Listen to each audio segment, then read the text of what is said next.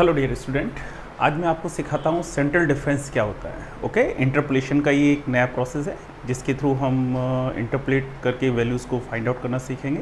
ये central interpolation है क्या, या सेंट्रल इंटरपोलेशन का हम क्यों यूज़ करते हैं, सेंट्रल डिफरेंस फॉर्मूले जो हम यूज़ कर रहे हैं वो क्यों यूज़ करते हैं, पहले मैं इसको आपको डिस्कस करता हूँ। ओके, जैसे मैंने आपको इससे पहले फॉर्मूले डिस्कस कर रखे हैं, मैंने आपको न्यूटन ग्रिगोरी फॉरवर्ड इंटरपोलेशन बता रखा है, Newton Gregory backward interpolation formula मैंने ऑलरेडी डिस्कस कर रखा है।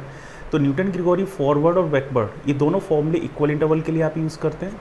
ओके, आफ्टर देन ये जो सेंट्रल डिफरेंस फॉर्मूले आप यूज़ करते हैं ये भी हम इक्वली स्पेस्ड आर्गूमेंट के लिए ही करेंगे।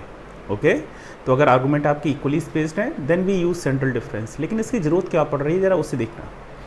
जब हम न्यूटन ग्रिगोरी फॉरवर्ड या बैकवर्ड इंटरपोलेशन फॉर्मूला यूज़ करते हैं तो जो हम वैल्यू इंटरपोलेट करते हैं अगर वो इनिशियल वैल्यू के आसपास है तो उसमें हम Newton Gregory forward interpolation formula use करेंगे तो ज़्यादा एक्यूरेट रिजल्ट आएगा।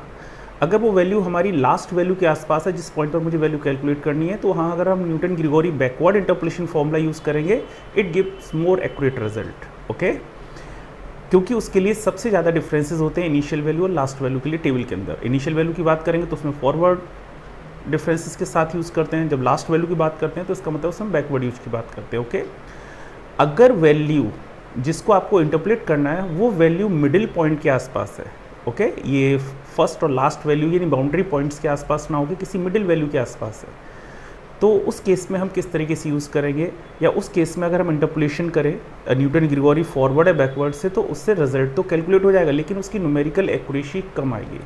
उसका रीज़न ये होता है क्योंकि उसके लिए हमें डिफरेंसेस कम मिलेंगे, फॉरवर्ड में भी और बैकवर्ड में भी। ओके, तो डिफरेंसेस कम मिलेंगे तो जब नंबर ऑफ टर्म्स हमारे पास कम होंगे किसी इंटरपोलेशन फॉर्मूले में तो इसका मतलब है कि वहाँ पर हमारे न्यूमेरिकल एक्यूरेसी भी कम होगी। ओके, तो उसको अवॉइड करने के लिए, उस न्यूमेरिकल एक्यूरेसी को फाइंड आउट करने के लिए ही हम इन सेंट्रल डिफरेंस फॉर्मूले का यूज़ करते हैं। सेंट्रल डिफरेंस फॉर्मूलों में एक्स नॉट को आपको एज्यूम करना पड़ता है, किसी एक वैल्यू को मानना पड़ता है, जबकि न्यूटन ग्रिगोरी फॉरवर्ड में हम फर्स्ट वैल्यू को ही एक्स नॉट लेते हैं, और जब हम Newton Gregory backward formula use करते हैं हम लास्ट वैल्यू को x naught plus n h, नहीं लास्ट वैल्यू को हम इनिशियल कंडीशन मान के चलते हैं।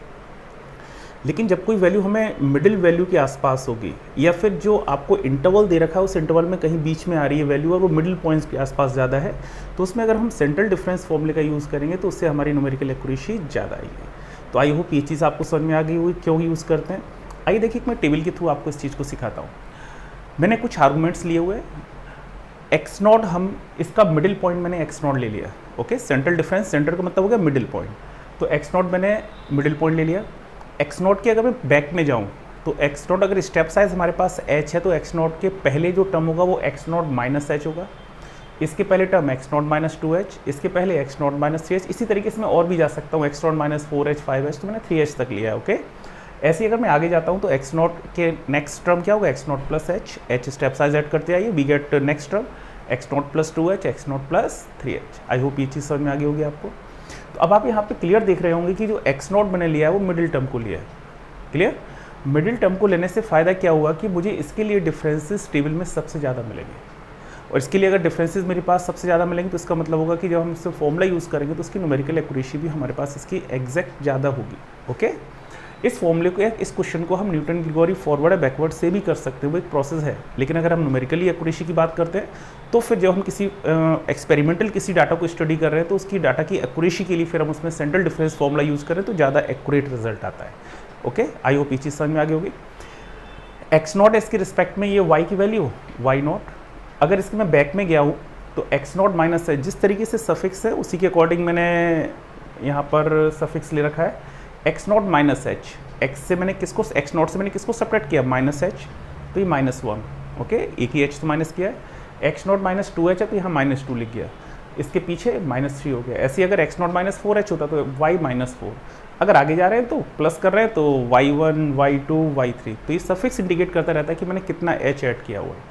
अगर -1 है इसका मतलब -h आपने ऐड किया है, -2 है तो -2h आपने ऐड किया, h स्टेप साइज हो जाएगी इसकी। ओके, अब जरा चेक करना है इसके लिए, अगर मैं डिफरेंस टेबल, सादा ऑर्डिनरी डिफरेंस टेबल बना के दिखा रहा हूँ मैं, जरा ध्यान देना।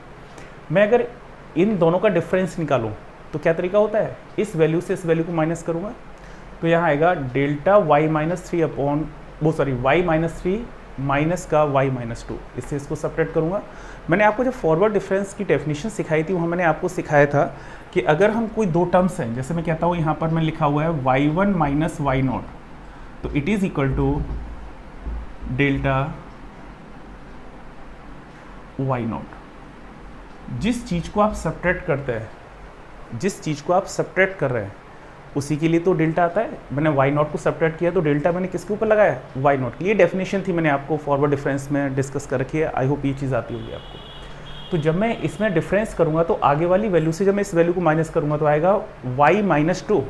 चलो यहाँ ध्यान देना, ये वैल्यू आ जाएगी y माइनस 2 माइनस का y3 माइनस का, मैंने किसको माइनस किया है, y माइनस 3 को, तो इसको हम लिख सकते हैं डेल्टा y माइनस 3। आई होप ये चीज़ समझ में आ गई होगी। तो मैंने यहाँ पर वही डिफरेंस लिखा है, इन दोनों का डिफरेंस डेल्टा y माइनस 3।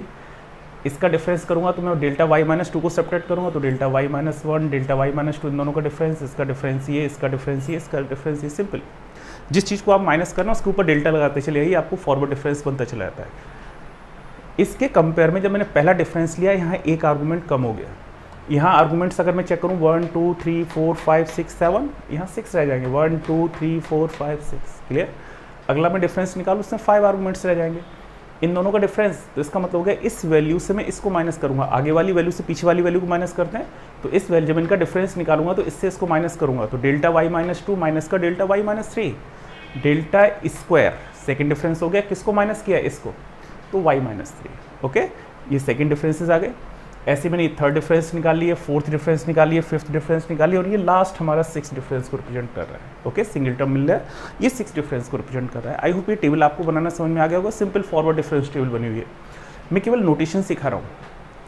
बेटा अगर हम इसमें फॉरवर्ड फॉर्मूला यूज करें, जैसे अगर हम Newton Gregory forward formula use करें तो हम x0 इस वैल्यू को लेके चलते हैं, तो उसके लिए मुझे सबसे ज़्यादा डिफरेंसेस मिलते हैं, तो हम उससे फॉर्मूले को सॉल्व कर लेते हैं। अगर मैं लास्ट वैल्यू की बात करूँ, इसके आसपास अगर कोई वैल्यू है तो हमें बैकवर्ड यूज करता हूँ। जो बैकवर्ड यूज करता हूँ तो इसके लिए मुझे सबसे ज़्यादा डिफरेंसेस यहाँ मिलेंगे, तो मैं बैकवर्ड से यूज करूँ तो इससे एक्यूरेसी हमारे पास बहुत अच्छी आ जाएगी। अगर कोई टर्म मिडिल में है तो उसकी बात करूँ, उसके लिए डिफरेंसेस अगर मैं निकालना चाहूँ तो उसके लिए डिफरेंसेस उतने नहीं मिलेंगे जितने कि हमारे इनिशियल वैल्यूज़ के आसपास वाले टर्म्स के लिए मिलते हैं। तो इसके लिए हम क्या करते हैं कि मिडिल वैल्यू को x0 मान लेते हैं। मिडिल का मतलब होता है x0 का तरीका होता है कंसीडर किया जाता है।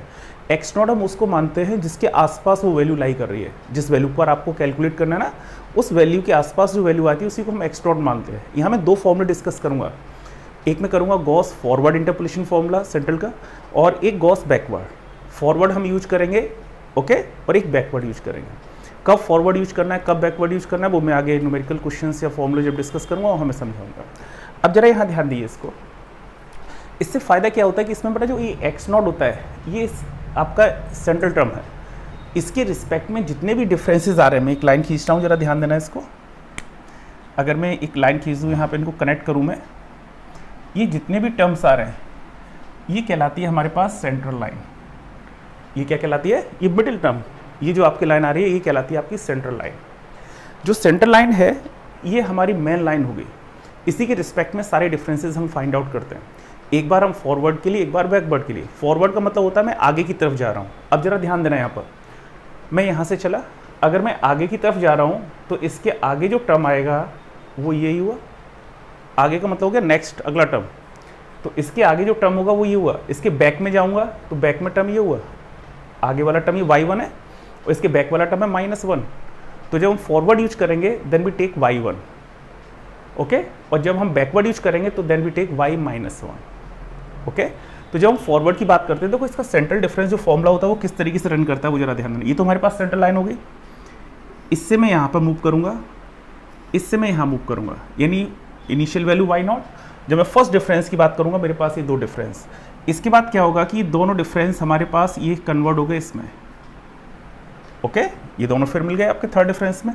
फिर इसके बाद ये फिर दो पार्ट्स में ब्रेक होगा, एक ये हो गया, एक ये हो गया। आफ्टर देन ये फिर इसमें कन्वर्ट हो गया, ऐसे ये पार्ट हुआ, ये हुआ, आफ्टर देन ये इसमें फिर कन्वर्ट हो गया। अगर आप ध्यान से देखना, ये जो सेंट्रल लाइन थी इसी के आसपास तो मैं चल रहा हूँ, एक बार ऊपर एक बार नीचे, एक बार ऊपर एक बार नीचे, एक बार ऊपर एक बार नीचे, क्योंकि सेंट्रल डिफरेंस तो ये है। अब इसमें कौन सा टर्म होगा, ये एक टर्म, ये एक टर्म, ये, इसका मतलब ये इसके मिडिल टर्म, इसमें दो टर्म्स बनेंगे, एक ऊपर एक नीचे, तो एक बार ऊपर एक बार नीचे। ऐसे ये मिडिल टर्म तो आपको सेंट्रल लाइन पे आ ही रहा है, इसके एक ऊपर एक नीचे, क्योंकि इसमें सेंट्रल लाइन पे कोई लाइन टर्म नहीं है। यहाँ पर जरा देखना, ये सेंट्रल लाइन पे टर्म आ गया, इसमें कोई नहीं है तो एक बार ऊपर जाएगा एक बार नीचे जाएगा, फिर ये सेंट्रल लाइन पे टर्म आ गया। तो जो सेंट्रल लाइन पे डिफरेंसेस आ रहे हैं वो तो सारे यूज़ होते ही हैं। जब हम फॉरवर्ड यूज करते हैं तो वो वाले डिफरेंसेस यूज होते हैं जो हम आगे की तरफ चल के लेते हैं। इसका मतलब है ये वैल्यू वाई नॉट यूज़ होगा। जब हम गॉस फॉरवर्ड फॉर्मूला यूज करेंगे उसमें क्या यूज़ करेंगे जरा ध्यान देना, वाई नॉट, फिर डेल्टा वाई नॉट, फिर delta square Y minus one, फिर delta cube Y minus one. यानी ऊपर वाले डिफरेंसेस हम अवॉइड कर देंगे, बैक वाले डिफरेंसेस सारे अवॉइड करते चले आएंगे, केवल फॉरवर्ड वाले सेंट्रल लाइन के डिफरेंसेस एंड फॉरवर्ड लाइन के डिफरेंसेस जितने भी आ रहे हैं ये सेंट्रल लाइन पे आ रहा है। अब यहाँ पर दो डिफरेंस है, एक बैकवर्ड एक फॉरवर्ड, तो मैं फॉरवर्ड जब यूज करूँगा तो ये वाला लेके चलूँगा, ओके। फिर सेंट्रल लाइन पे आ गया, फिर इसके बाद दो डिफरेंसेस हैं, एक बैकवर्ड एक फॉरवर्ड, तो मैं फॉरवर्ड का जब यूज करूँगा तो ये इसको लूँगा, फिर ऐसे ये इस तरीके से करके आप यूज़ कर सकते हैं। और जब हम बैकवर्ड यूज करेंगे तो ये इसके बाद बैक में ये, फिर सेंट्रल लाइन, फिर बैक में, फिर सेंट्रल लाइन, फिर बैक में, फिर सेंट्रल लाइन। यानी सेंट्रल लाइन के सारे डिफरेंसेस तो यूज़ होंगे ही। जब हम दो फॉर्मूले यूज करेंगे इसमें, गॉस फॉरवर्ड और गॉस बैकवर्ड, तो फॉरवर्ड यूज करें तो हम फॉरवर्ड वाले डिफरेंसेस लेके चलेंगे, और जब बैकवर्ड यूज करेंगे तो बैकवर्ड वाले यूज लेके चलेंगे, ओके। आई होप ये चीज़ समझ में आ गई होगी। अब मैं आपको एक पहला फॉर्मूला डिज़ाइन करने जा रहा हूँ जिससे हम बोलते हैं गॉस फॉरवर्ड इंटरपोलेशन फॉर्मूला। ये इस टेबल को थोड़ा सा ध्यान से देखना, इसका स्क्रीनशॉट लेना, काफ़ी इंपॉर्टेंट है। इसी के ऊपर ही मैं सारी टेबल्स को रन करके चलूँगा इसमें, ओके। अभी मैं आपको गॉस फॉरवर्ड बता रहा हूँ, देखिए किस तरीके से यूज कर